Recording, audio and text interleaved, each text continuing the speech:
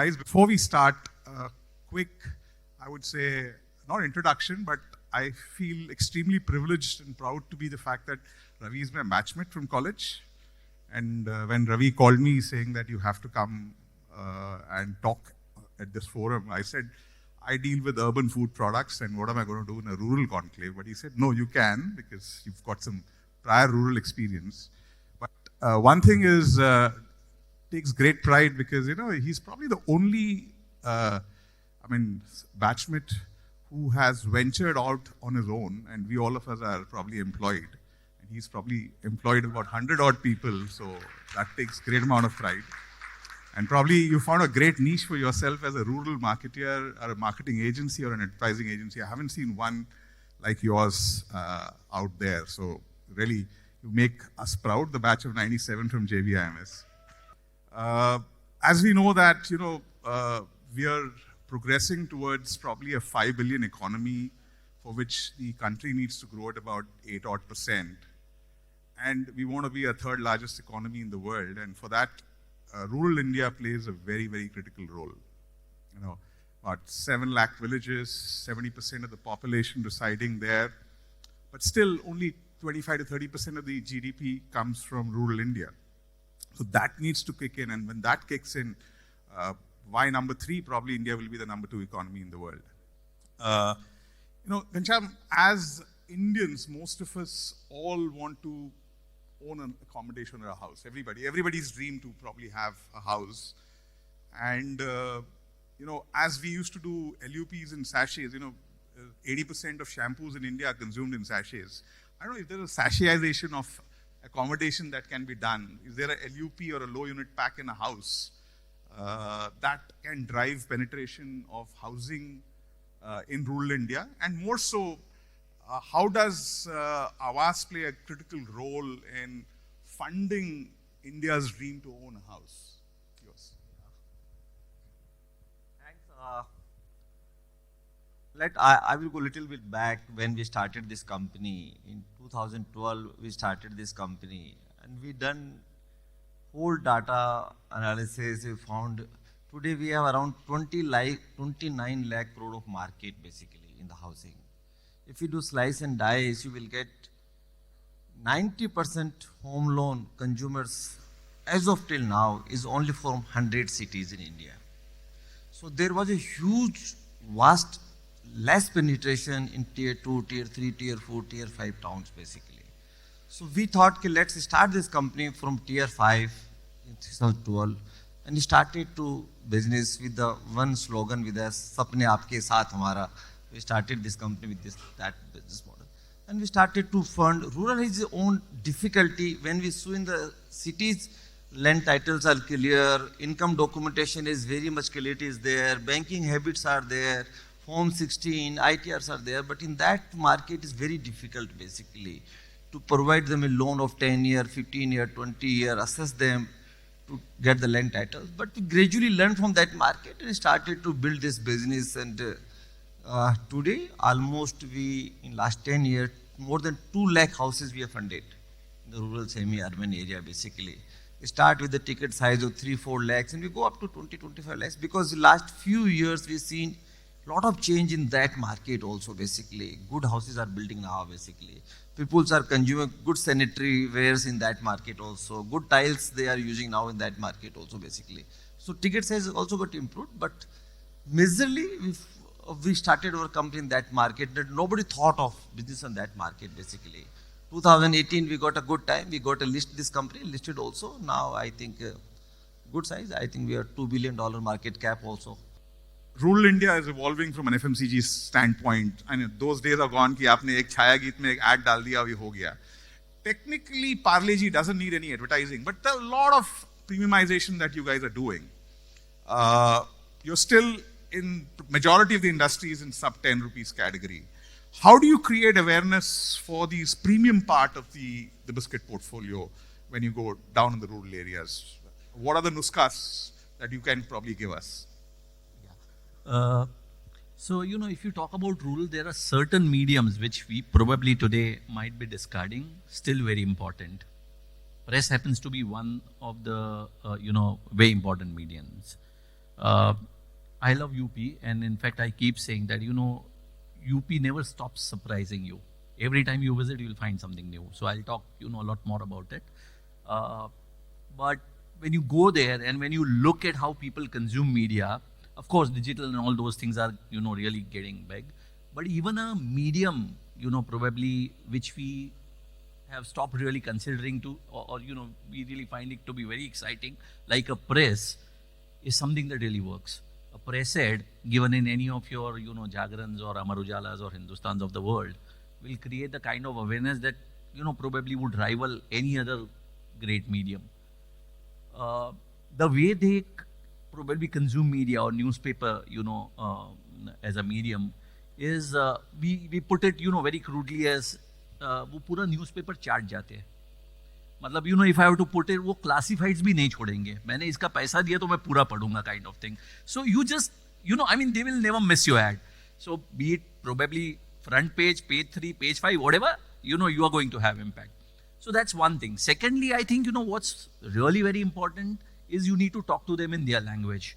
So when you go and you try to tell them, what you want to, it doesn't really work. You would have to probably modulate it in a way which, really, where they're more receptive. So I think, one of the recipients of the awards was talking about jingle, and we did a jingle. So what we had done is in one of our packs, we had reduced one biscuit, a smaller pack, LUP, and as a result of which I think the consumption went down. So we wanted to, spruce up the demand. So we reintroduced that, and we are trying to see how best can we communicate. So we had a jingle that was done, and we had Raghuveer Yadav, and we are doing van operations there, rural van operations, and we played that jingle, and people loved it. It just talked. It was in a very folk kind of a thing, and it talked about दो में मिले 8, 4 में मिले 16 kind of thing, and it was very hummable, but it worked wonderfully. So you would have to use their, the way they talk. You would have to be colloquial with them. You would have to probably talk to them in not just their language, but even their dialect. How rapidly penetration of digital banking is happening in probably semi-urban rural India? What is propagating it? Maybe some government policies and probably great work done by people like Fino, etc. So if you could kind of give us some insights, what's the kind of penetration of digital banking? How are you going to accelerate it further? And because, just to give you a very bad example, it's a very urban society. When I was in Scandinavia, you don't carry a wallet because everything is digital. But I see something similar happening when I was in Kerala. The Nariyal Wala was also saying UPI kar do bhai. So how are you propagating digital banking? Banking is supposed to be boring, because if you make banking exciting, then you have all the kinds of problems you have seen in the past. So let it be a boring industry, but it's nice to be in the company of marketers and hearing different versions of what is happening in the market. So from our point of view, we are a 17-year-old company now. We started as a business correspondent, then moved into a payments bank. And specifically coming to your question about digital and digitization, so to say. So the way I look at it is, when we went for an IPO about 2 years back, and exactly around 2 years back, the same question used to come when we used to meet investors, that how fast do you think digital India or India will become digital, and how fast the UPI will grow? I think all of us went wrong in terms of assessment of the fact that India will go digital very fast. We all thought it is going to be 7 to 10 years journey. I thought exactly the same way. 2030 is something when things will happen, and that happened post-COVID also. But the way the Indian economy, and you talk about the 3 A's, which is availability, affordability, and awareness. I think the 4th A, which is very important, and specifically from a digital point of view, is aspiration. India, and especially Bharat, is a very aspirational society. The people in rural India we have seen, and unfortunately not like him, I have not traveled that much into that deep parts of the country. But wherever I have traveled, I have seen a very aspirational India. More than the parents, the kids who are in that 18, 20, 25 years of age, they are even more aspirational. They know everything what is happening around the world, And thanks to all the data and the connectivity and the smartphones, people are aware of what is happening. So their aspirations is no less than any urban kid, so to say. And they are growing at a much faster rate. Hunger, along with aspiration, is there. Maybe the hunger in urban India is missing because they have got everything what they wanted. The hunger and aspiration is far more in rural India. They want to do something big. They want to achieve something in life. So Rajesh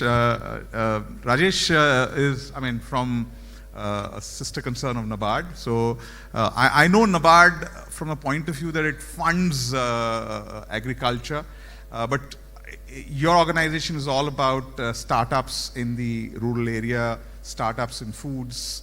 So when we talk about private equity funding, we only talk about the Silicon Valley or Bombay, Delhi, maybe Pune and Hyderabad. We never look at private equity funding going into smaller towns and villages. So if you can throw some light as to how you are bringing in this whole concept of entrepreneurship. I believe, this is the number that I heard, almost about $1 billion USD of private equity has gone for the last 3 years into rural startups. I don't know how far it's true. If you could just throw some lights as to how you are bringing up this startup ecosystem in rural India, and any perspective that you have on the startup ecosystem in the rural India. Certainly. Thank you, and thanks Bankaji and Eggfirst team for having me here. Let me talk a little bit about agri-tech first. That's an important component in rural, larger tech-enabled ecosystem. So agri-tech, if you look back, FY21, the funding, VC funding, I would not say private equity, VC funding, Series B, till Series B and all, roughly $300 million were invested. And financial year 2022, it jumped up almost 4.5 times to $1.45 billion. So that's the amount of VC interest that got generated in the ecosystem, and sort of hype got created. And that's what we always worry about.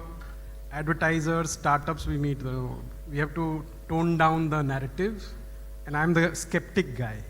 So $300 million, $1.45 billion, and last year, FY23, it came down to $745 million, so halved.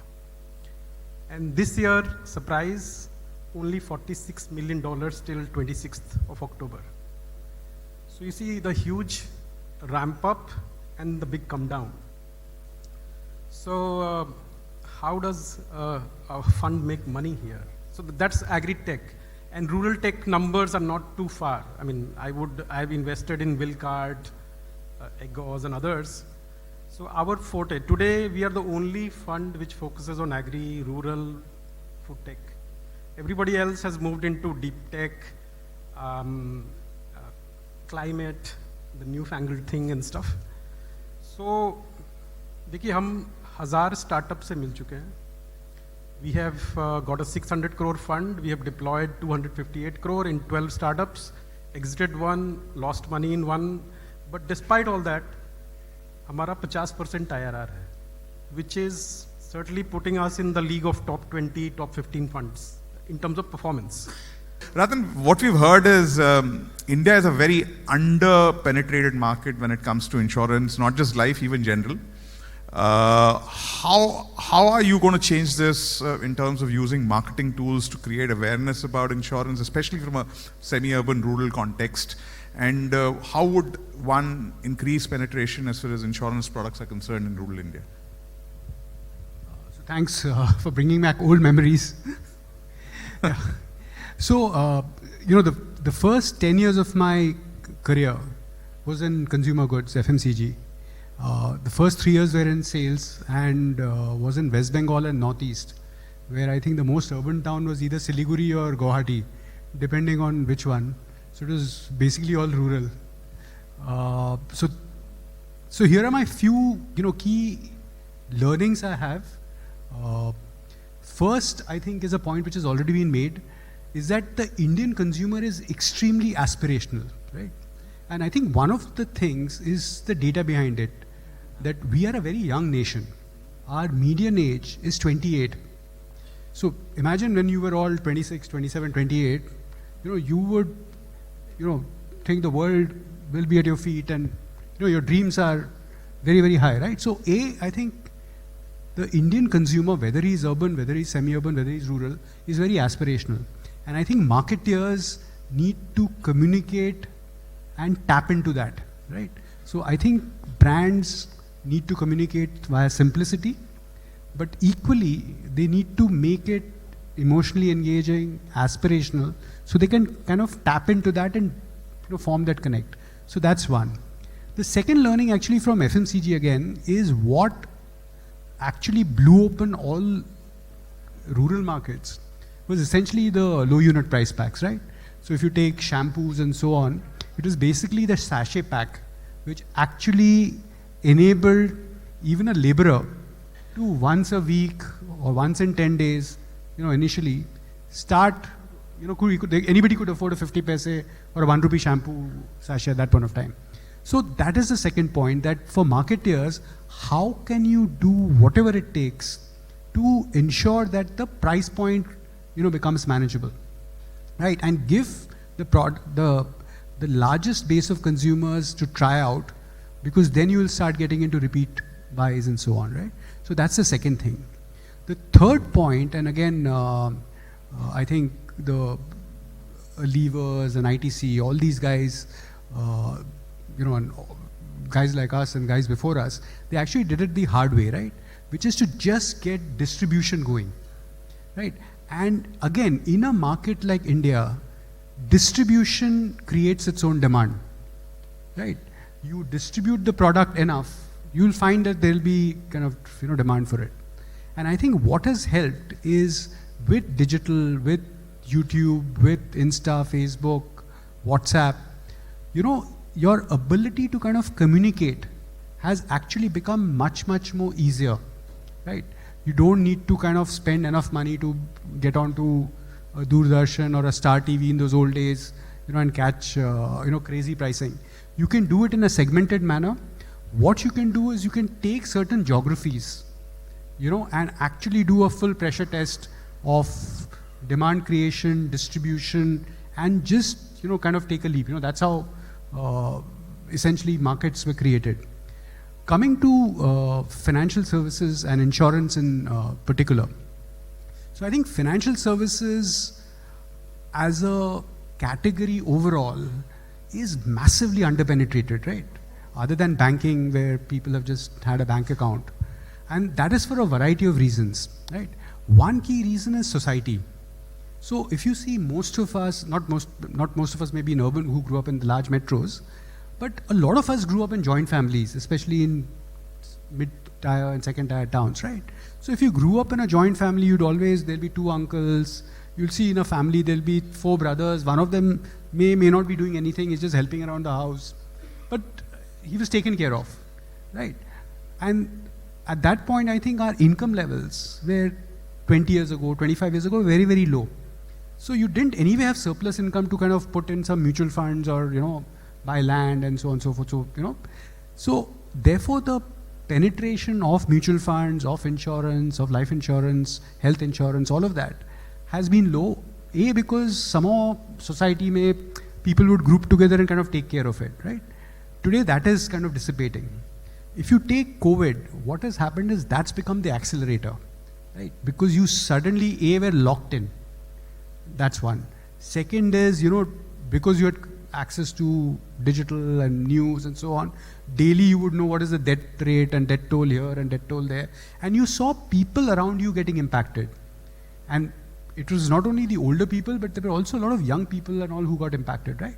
So COVID, especially for health insurance, has been a massive game changer. Like it is, in a sense, been like this whole UPI moment. And that has seen a massive rise in demand. Actual demand now coming from the consumer side saying, hey, I want to kind of, get hold of a health insurance. And today, like I said, because of, you can take a 50,000 rupee health policy, you can take a 2 crore health policy. In financial services, the good thing is the products, you can kind of unitize it depending on your, purchase power. So that's there. Mental availability comes second. It's about physical availability first. I think the example of the SBI branches to be used to cross-sell, upsell the product and educate the consumer right there is actually brilliant. The second Unilever playbook that he spoke about was about emotional connect. Insurance is a product where, sorry to use the word sometimes, you scare and care. First you create a bit of scare and then you say, like the Saffola advertising that used to happen, you scare the shit out of the consumer and then you care for the consumer. So insurance companies also sometimes use this emotional connect extremely well. The third thing that he spoke about is about affordability, small packs. But the most important thing he spoke about was pressure testing. Test it in a few markets, maybe in a few cohorts, and then you take it ahead. But I think fantastic stuff in terms of the fact that even in an under-penetrated market, it's such a huge market. I know we're running behind time, so Ravi, I will possibly not go for questions.